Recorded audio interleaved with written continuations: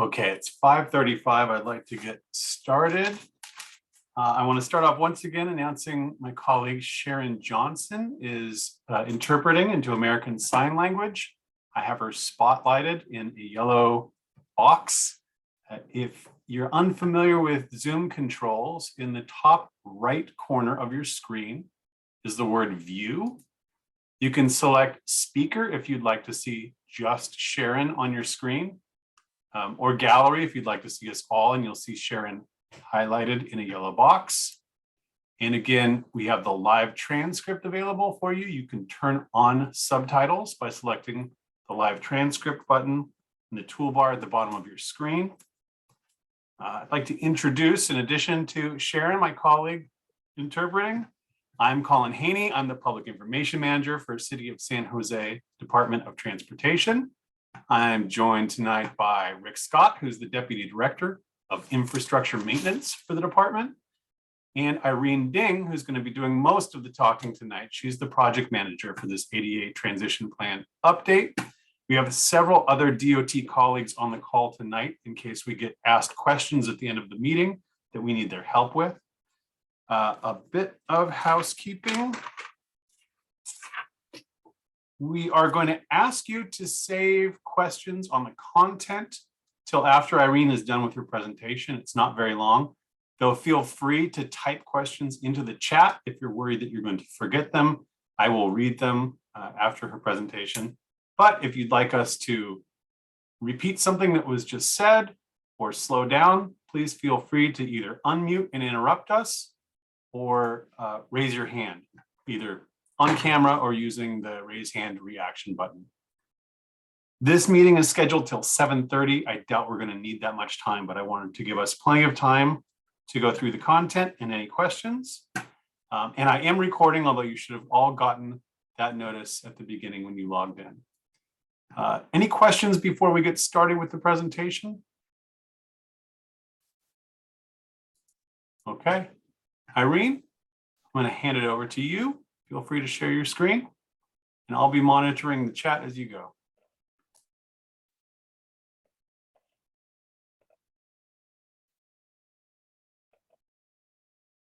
Thank you, Colin, and thank you everyone for joining tonight. My name is Irene Ding. I am with the Department of Transportation at the City of San Jose. I am the ADA Curb Ramp Program Manager.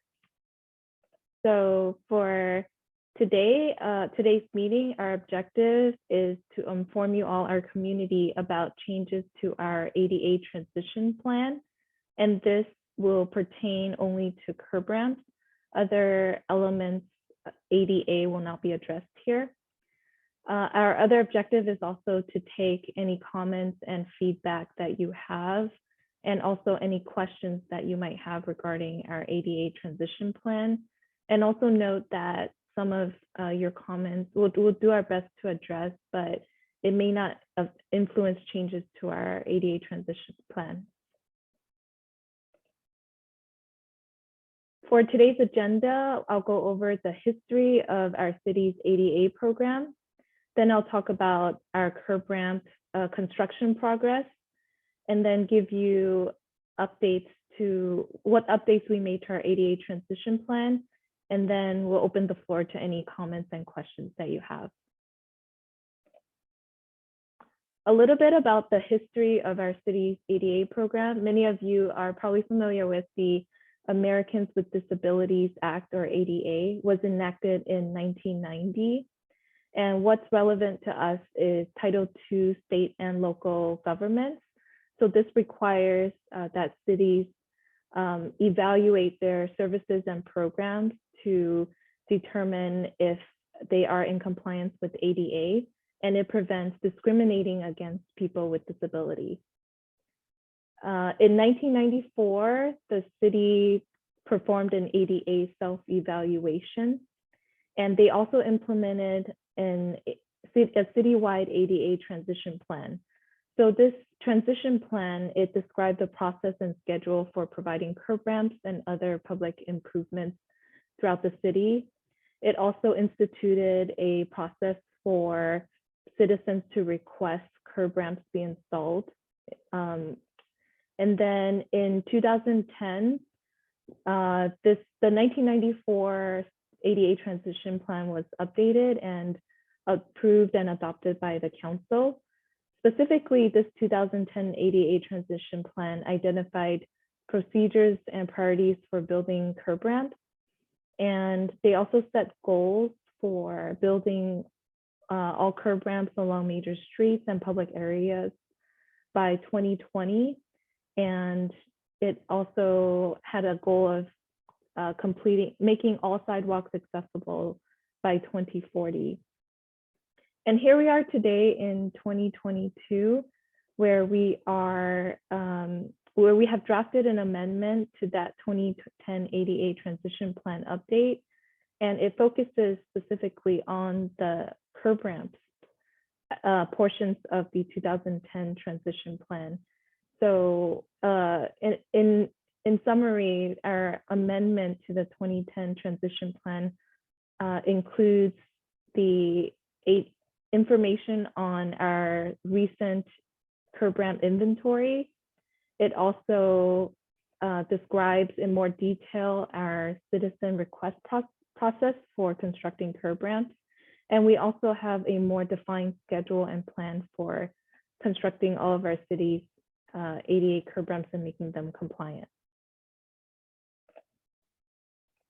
In terms of our curb ramp construction progress, you'll see here on the screen, it's in this graph to the left, that we have about almost 30,000 curb ramps throughout the city of San Jose. At the end of 2021, we had about 10,700 that were compliant, and about 19,000 that still need to be built or to be upgraded to be compliant. So that was the end of 2021. And here on this graph on the right, we have the total number of ramps built per year starting in 2014. And you'll notice that in recent years, from 2019 to 2021, we've built about over 2,000 ramps per year. So these ramps that we construct each year are along streets that are planned for pavement maintenance. And these ramps are also ramps that are requested annually by citizens. So that's what comprises the over 2,000 that we build each year. In terms of the amendment to our ADA transition plan, we specifically update section 9, which is further ADA inventory development. So now we actually have an inventory. And then we also update section 10, ADA transition plan priorities, and we update any related appendices to that.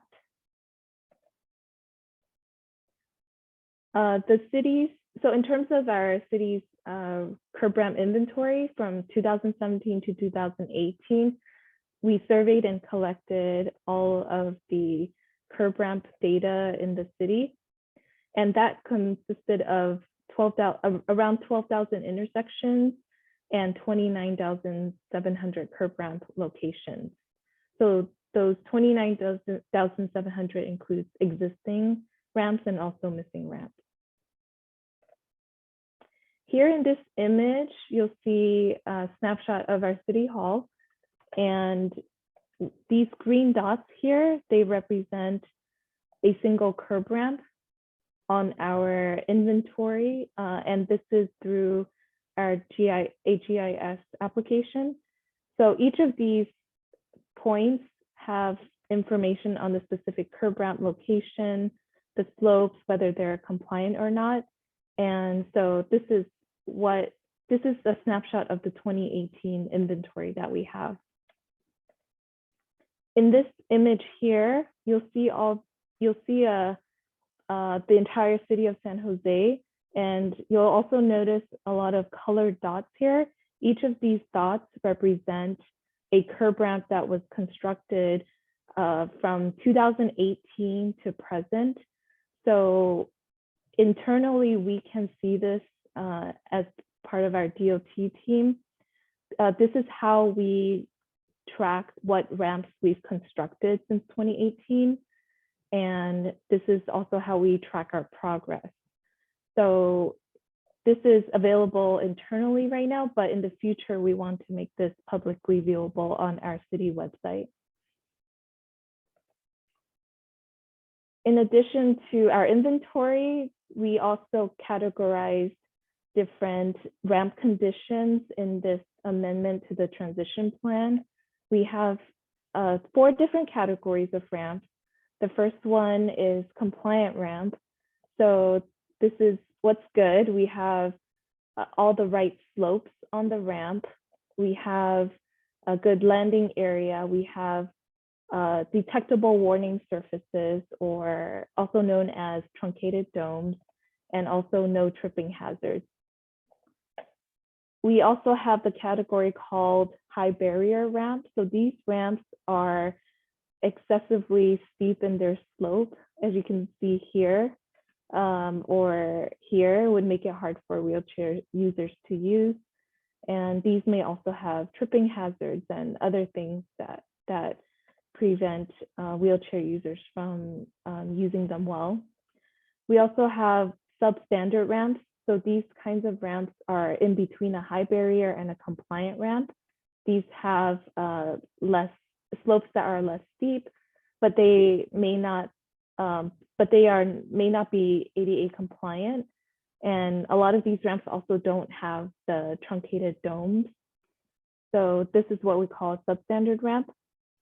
And lastly, a missing ramp is where there's no ramp at all. And so these are the different categories that we've defined in our amendment to the transition plan. In terms of a schedule for building all of these ADA curb ramps, it's changed a bit from how it was defined in 2010. So our goals now are by 2030, we want to build all missing ramps and all high barrier ramps by that year. And then by 2038, we want to build all of the city's curb ramps and make them all ADA compliant, meaning making all the sidewalks in San Jose accessible to everyone.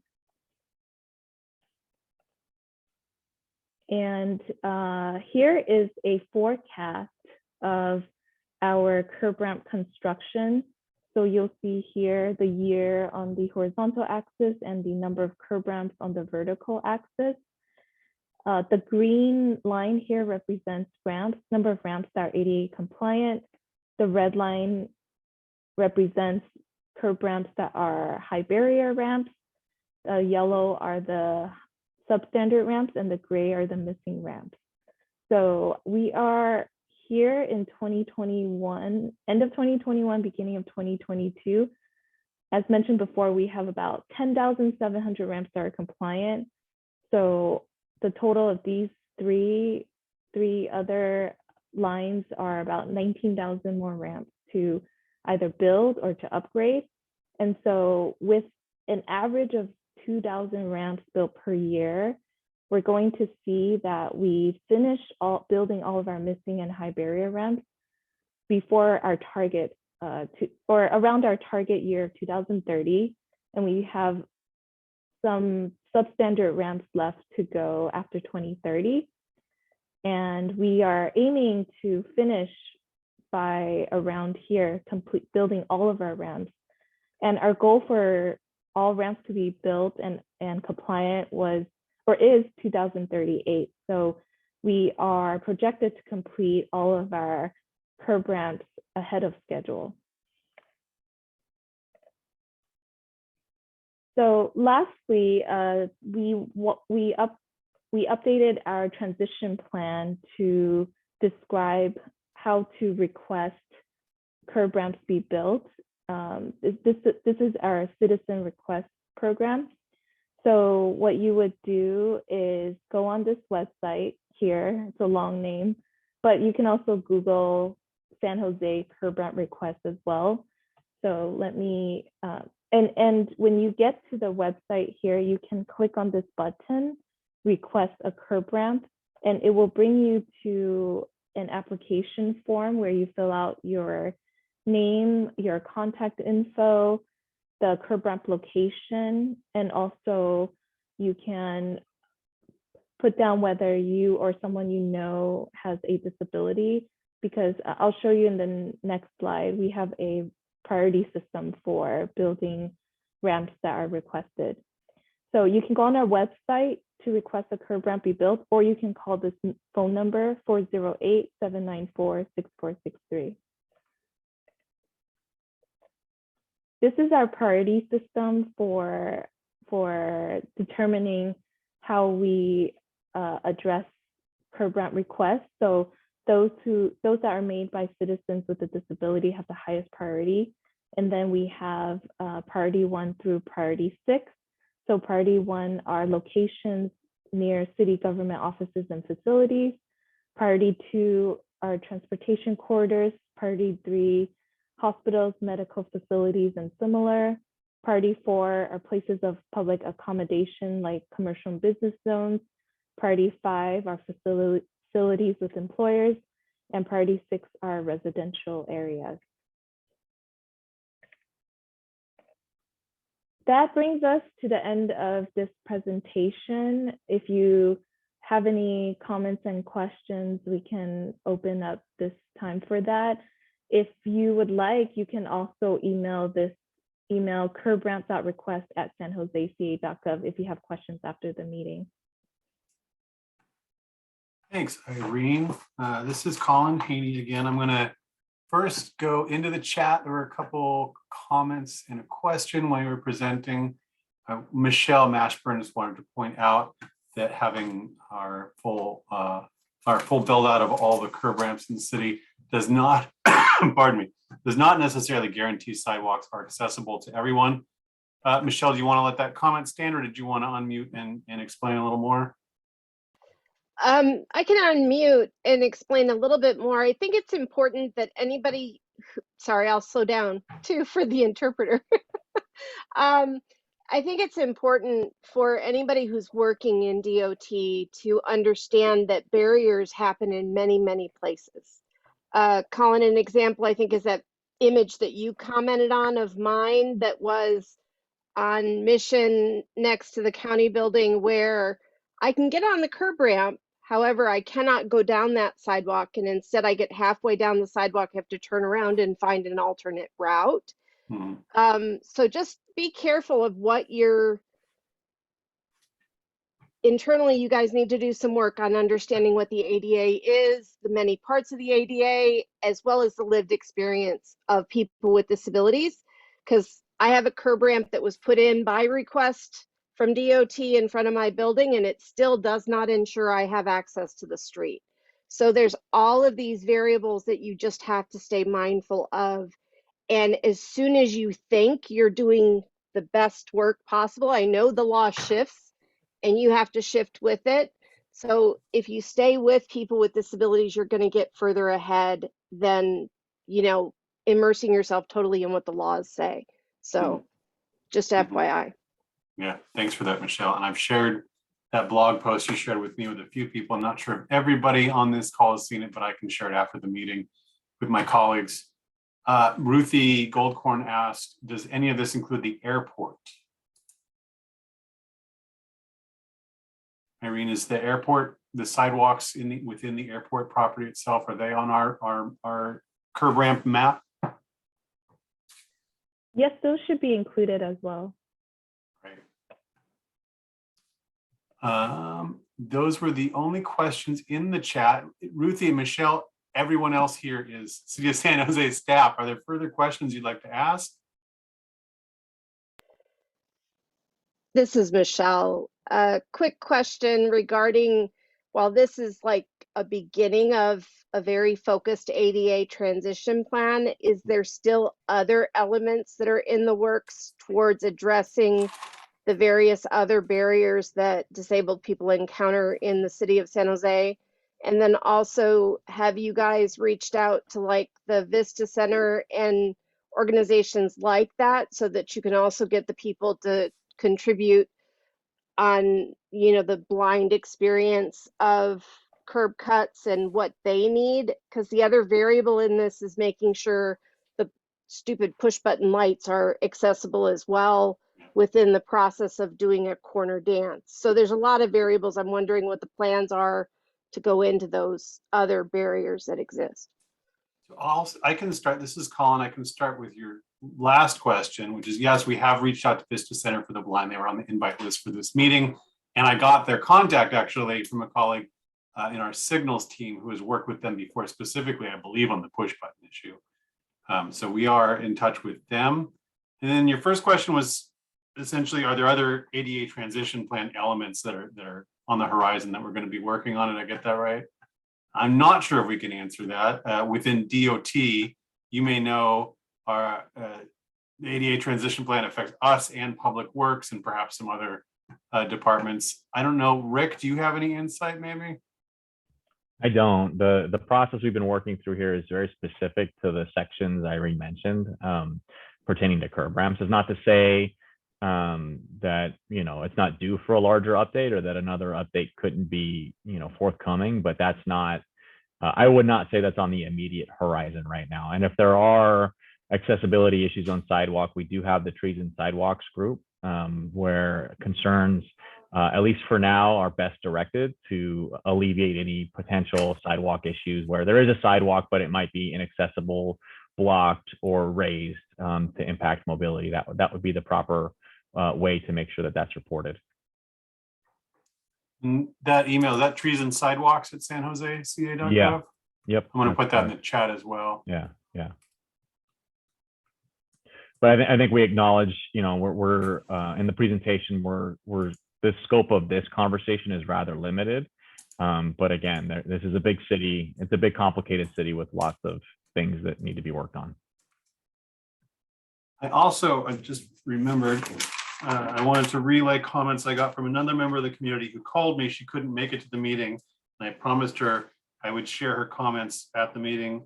Her name is Jean Gillespie. She has arthrogryposis. Good luck with that, Sharon. I can spell it. It's ARTHROGRYPOSIS. It affects her joints and makes mobility difficult. She can walk with difficulty, but also has a three-wheeled scooter. And because of our detectable warning surface, our truncated domes, which are a federal requirement, she does not feel safe walking over them and trips. So she needs to use her scooter when she's out traveling around. And she's going to obviously cross over those detectable warning strips. And her comment was that, not that she has any shame about it, but that being forced to use her scooter makes her appear more disabled than she actually feels. But she does it for confidence when she encounters those truncated domes. And she wishes that perhaps the bumps were indented or there was some other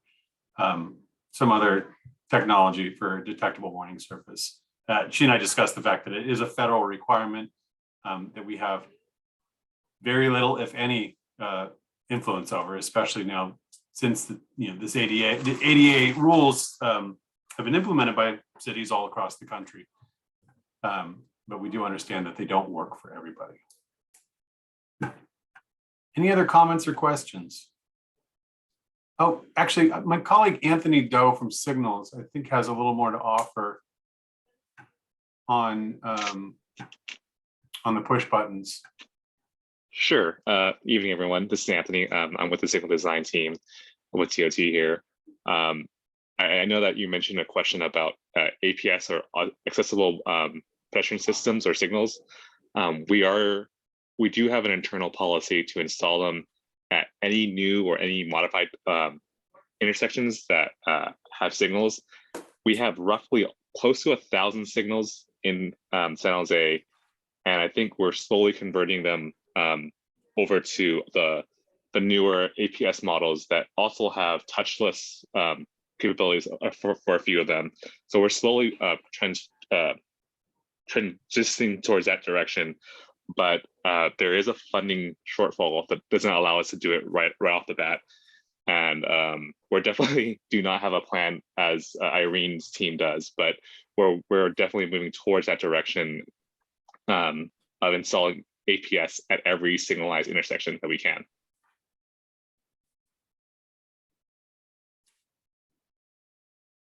Okay. Irene, how long do we have for people to be able to make any follow-up comments where we might be able to consider them before we move the current draft of the updates forward? I would say 2 weeks. Okay.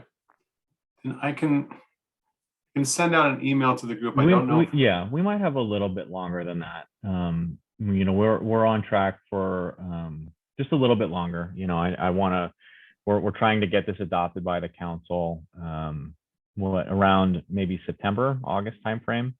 But again, we you know, any earlier is better. But if there's something kind of waiting in the wings, you know, let us know.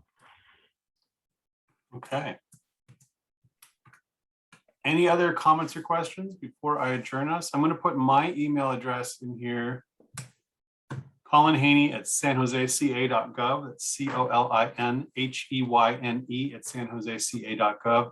I am the public information manager. It's my job to run around the department and ask questions. So feel free to shoot anything that comes to mind my way, and I'll do my best to get it answered. And if there are no more comments or questions, I will call this meeting a wrap, and thank you for your participation tonight. Thanks, Michelle, and thanks, Ruthie. Please reach out if you have any thoughts that just occur after the meeting's over. Thank you for coming. Thank you all for your work. Thanks, Michelle. Have a good night. Thank you. Great job, Irene.